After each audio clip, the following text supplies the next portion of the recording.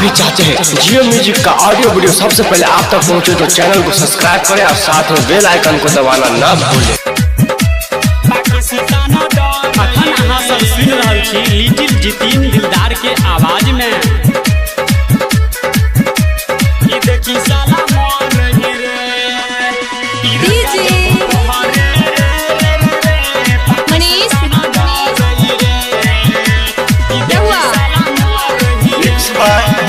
Recording studio Bahera.